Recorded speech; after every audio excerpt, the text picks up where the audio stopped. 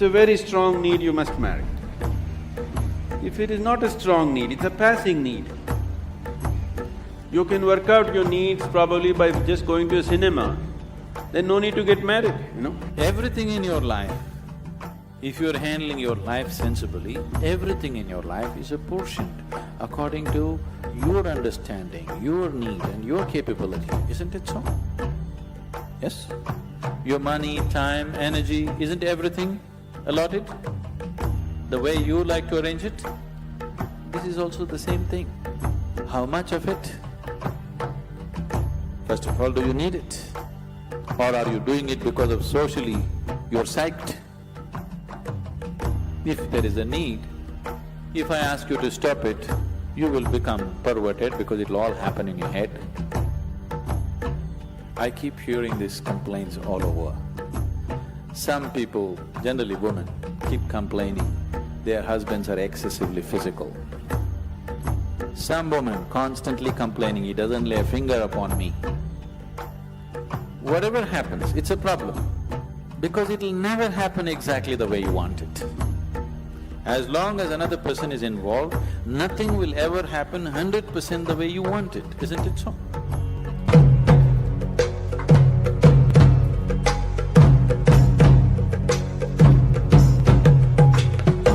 The same problem every human being faces, stress, strain. Why? Why are you making it universal?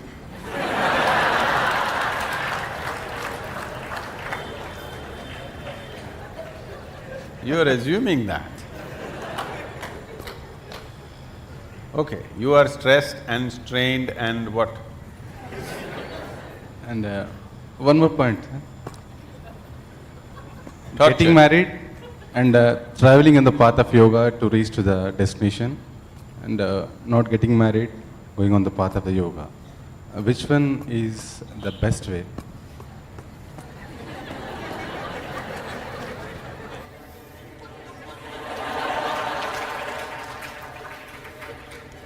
So he has named his wife and children as stress, strain, torture.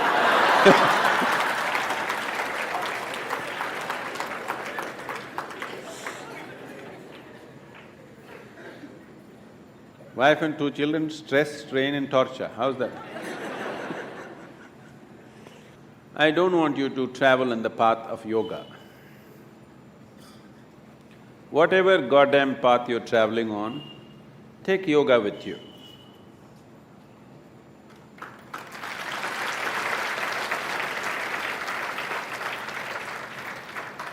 It will make the path easy and beautiful. Whether you go north or south, if it is dark, you take a torch, isn't it? Only northward people take torch, southern people take darkness with you. Is there such a thing? No.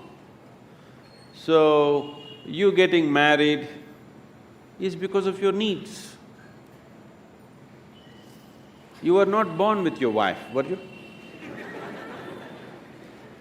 You were born like this, a complete human being. Because you have certain needs, physical, psychological, emotional, maybe financial, social, that also is there, right? So, various needs. Marriage is generally supposed to be a package which deals with all these needs. Physical needs, psychological needs, emotional needs, social needs, sometimes financial needs also. So it is a comprehensive package that if you get married, all these problems are solved in one shot. Sometimes they may refuse to fulfill some of your needs. So you get stressed, strained and tortured. I want you to understand, you married for your well-being, not as some sacrifice for somebody's sake. You married for your needs and your well-being, isn't it? You better remember that all your life. You married and tied up the other person with you because you have needs. You did not do it for the other person's sake. Yes or no? Let's be straight about this. Yes or no? Yes. You remember this? If you remember this, you live in little gratitude, okay? You… if not all the five pancha and the five needs, at least two you fulfill for me, thank you very much. Isn't it? All the five perfectly, maybe they did not fulfill. At least two or three they fulfilled, right? Your husband or your wife? Did they, didn't they? If they did not fulfill anything, I don't think you would be there by now. Yes or no? If they did not fulfill any of your needs, I do not think you would still be there.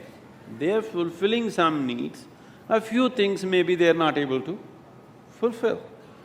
So are you. You are also not able to fulfill every one of the needs of the other person. Some you're fulfilling, some you're not, isn't it so? So, why did this become stress, strain and torture?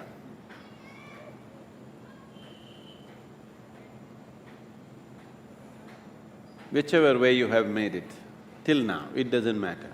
If you're willing, in 3 days' time, it doesn't matter how bad your situation is, in 3 days' time, you can bring it to a semblance of peace. If not love, if not ecstasy, at least you can bring it to a peaceful state in 3 days' time if you are willing, 100%. Yes or no? At least you can shut up. Simply, whatever happens. Peace will happen. And maybe they will love it.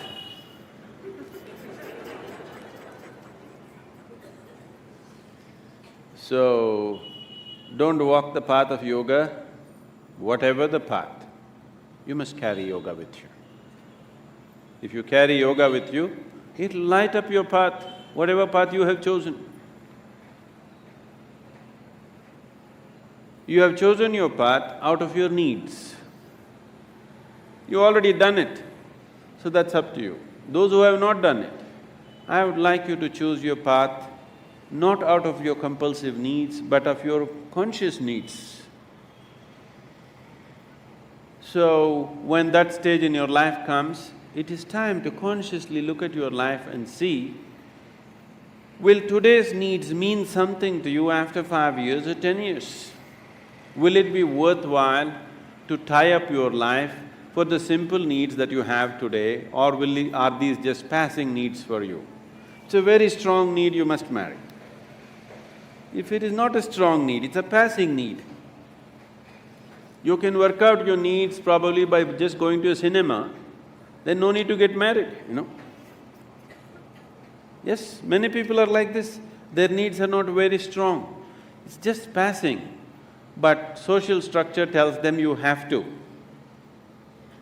Not necessary. It must be a conscious choice.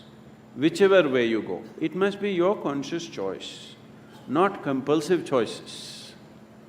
Because if you choose compulsively, you will always take it out on the people around you. Because you feel like a slave and you don't like it, so you take it out on them and they will take it out on you. So, it is not about what you're doing, it is about how you do it. What you're doing is according to our requirements, but how you do it will determine the nature of your life. Is it an advantage to walk single rather than walk with people? Yes, if you want to walk rapidly. In Africa there is a saying, they say, if you want to walk quick, walk alone. If you want to walk long, walk in company. If you're making a long distance journey, it's better to have company. If you are walking a short distance and very quick you want to walk, it's best to go alone, isn't it? Gautama said another thing. When somebody asked him the same question, he said, "It is better to walk alone than to walk with a fool." Because by looking at you, he is very clear, who else will marry you?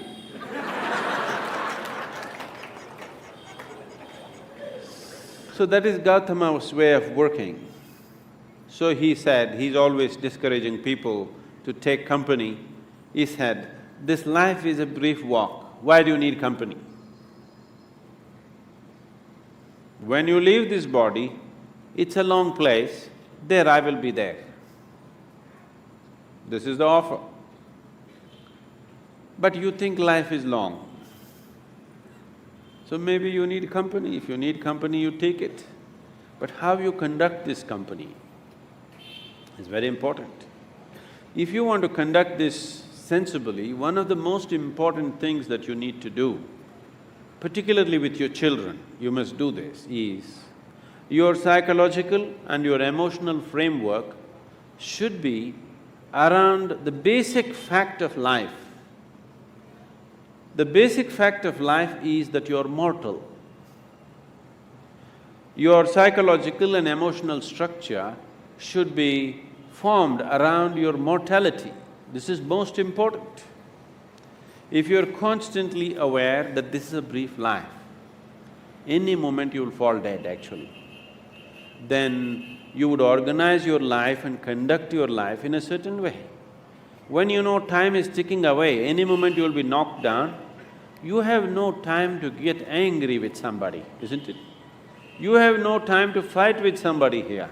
You have no time to sit there depressed for a long period of time because tick, tick, tick, tick, it's going away. Because your psychological structure is organized around your immortality, because of that, you have lot of time to fight, to be depressed, to be frustrated, to fret, to fume. You have lot of time. So it's very, very important that everybody organizes their psychological and emotional structure around the mortal nature of our existence. After all, you are just a baton carrier between the last generation and the next generation, isn't it? Yes? For a brief time it's in your hands, this world. Afterwards, somebody else is going to take it. You will see, taking the baton from the previous generation happens in most ugly ways. Handing over the baton to the next generation happens in horrible ways, simply because people's mind is structured around their belief of immortality. They don't see they're mortal. If you're constantly aware that you're mortal, sense will naturally dawn upon you. You will have no time for foolishness. Suppose you're aware that tomorrow you're going to die, would you spend today fighting with somebody? Because your time is ticking, isn't it? And your time is ticking even now. Not after a doctor diagnoses you with some horrible disease. Even now it's ticking, isn't it so? If you want to explore the possibility of what this is, the immensity of what this is, then the time is ticking too rapidly. And time is an extremely relative experience. If you're joyful and blissful, even if you live to be 100, it's a very brief life. It's gone in no time. So, in this brief life, where do you get time for stress, strain and torture? I don't know. Where do you get time? This is simply because you think you're immortal. This is the biggest mistake you have done. It is just a brief journey. You must conduct it as gracefully, as blissfully as possible. If you do not know the cosmos, at least you must know this piece of life before you fall dead. That must happen to everybody. This is not some kind of a prescription. This is an individual need. Right now, we must understand this. In this society, we handled human sexuality like this. Before a girl attains puberty, they are named. this is the boy you're going to marry at the age of 6 or 7. They don't marry, but they say… they keep telling him, your uncle's son, this guy, you're going to marry him, you're going to marry him. They're telling him, you're going to marry her. So they have not seen each other, they have not met each other, they have nothing going, but emotionally they're being bound.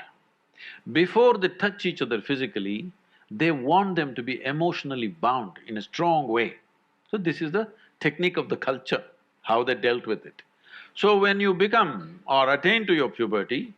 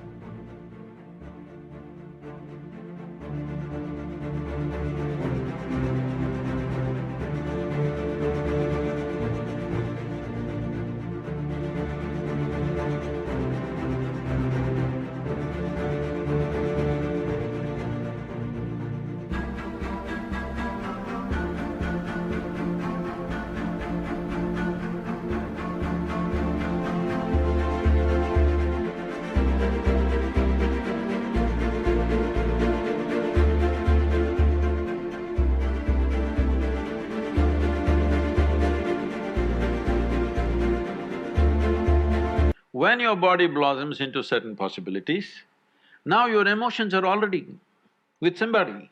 So you handle your body, you don't go wild because your emotions are already attached to somebody. So by the time they're 15, 16, the girl gets married. By the time they're 17, 18, the boy gets married. They get into agriculture or business or whatever, their activity. So one important aspect of the life of the youth is settled. One thing is emotion, another thing is a physical requirement. Both are settled at an early age. And of course, those days children came within a year or 2 years, so they got engaged and they got busy and life went on, all right? Today, our lives have changed because by the time you finish education, most people are minimum 24, 25 years of age. PhD means 30… what, 35? I don't know what It depends how kind your professor is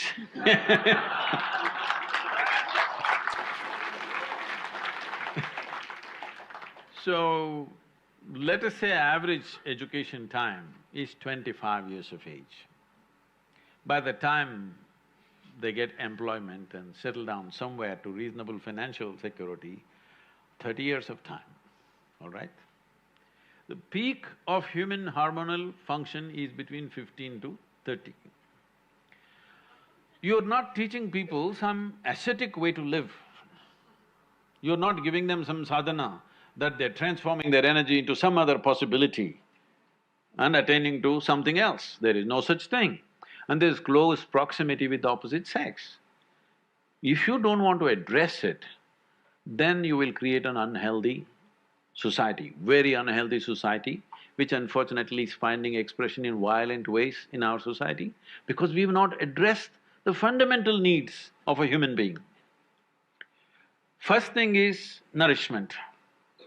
If nourishment is taken care of, you must understand, nourishment is survival.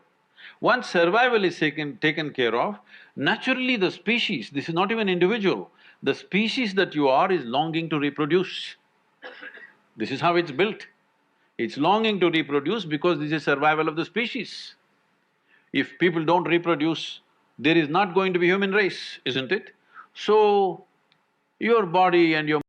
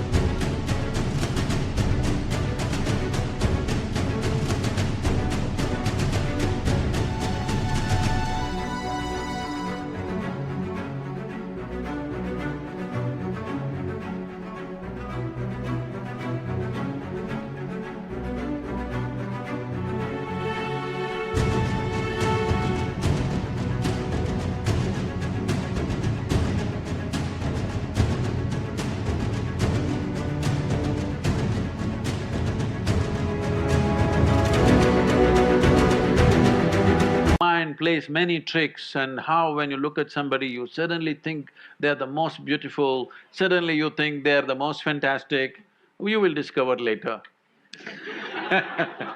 many things.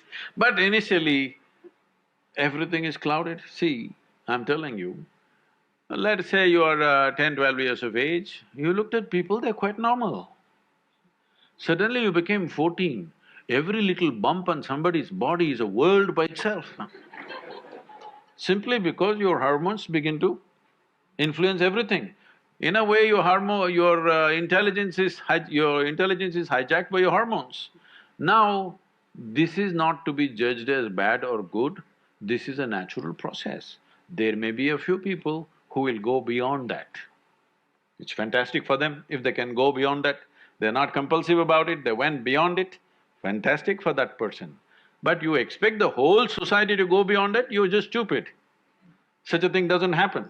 So, definitely the debate of when and how sexuality should happen has to come in. But now, we are still having a certain cultural aspects to us that we are an emotional lot. We are still an emotional lot. People suffer immensely when things happen without the needed emotions. A whole lot of people at least. There may be a few people who are above that, but a whole lot of people suffer. So, for our country, for our society, how to deal with this without causing a major disruption in the social structure is something that we must debate. We must do research on it, how to do it. So because of absurd ideas, either we exaggerate something or we try to unnecessarily play it down. It has a certain role in your life. If you make it too big, you will become perverted in your head. If you try to obliterate it, you will become even more perverted in your mind. After all, now I'm speaking, this is a kind of energy.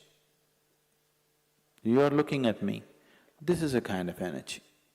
You're listening to me, this is a kind of energy. These are different expressions of the same life energy, isn't it? Now, sexuality is also another expression of the same energy. Now, one has to decide how much of his energy, in which direction he wants to send it. Because after all, you are a limited amount of energy, isn't it? See, it's just like you have an income. Let's say you have $5,000 a month. How much for the house rent, how much for eating, how much for schooling, how much just for fun, how much for vacation, you apportion, isn't it? Tomorrow morning, you got your salary, in the evening you went out and blew it up. Now the next month is going to be trouble, isn't it? Of course you have a credit card, but everything in your life, if you're handling your life sensibly, everything in your life is apportioned according to your understanding, your need and your capability, isn't it so? Yes? Your money, time, energy, isn't everything allotted the way you like to arrange it? This is also the same thing. How much of it? First of all, do you need it? Or are you doing it because of socially you're psyched? If there is a need, if I ask you to stop it, you will become perverted because it'll all happen in your head. If somebody is telling you, you have to do it, if you don't do it, you're not normal, another kind of perversion will come. Both are not needed. After all, you are not going after a man or woman, you are going after a certain level of pleasantness. So once you experience a certain level of pleasantness, wouldn't you like to dig deeper into this? Because whatever pleasantness happened, maybe you used the other person, but the pleasantness happened within you, right? So suppose anyway the pleasantness is happening within you, the other person is just a key to open this, wouldn't you like to have the key in your own hands? Yes? That if you sit like this, you are on full scale. You don't need anybody. No, see, anything in your life, either for pleasure, money, love, this, that, it doesn't matter what, for whatever. The moment you become dependent on another person, nobody on this planet is truly reliable, isn't it? I keep hearing these complaints all over. Some people, generally women, keep complaining their husbands are excessively physical. Some woman constantly complaining, he doesn't lay a finger upon me.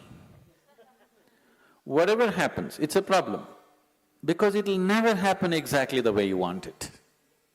As long as another person is involved, nothing will ever happen 100% the way you want it, isn't it so? Yes or no? It never will. It doesn't matter if you get married to your god, it still won't happen. As long as your way of being, your sense of pleasure and joy is dependent on another person, you will always have a complaint. Doesn't matter how wonderful the other person is. So in this context, people might have talked about celibacy because they said, take some time off. Because to extract pleasure out of somebody, you have to play any number of tricks. It doesn't happen simply. This is called as courting.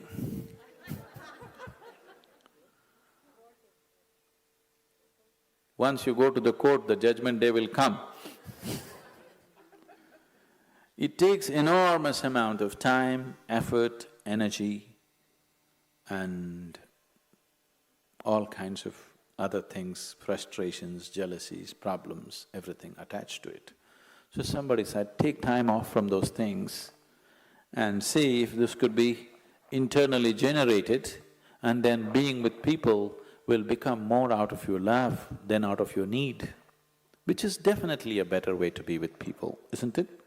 It is definitely a better way of honoring another human being, isn't it so? Give this a little more attention. Instead of paying attention to that one and that one and that one, give this one a little more attention. It will produce much more pleasure than any other one can produce for you.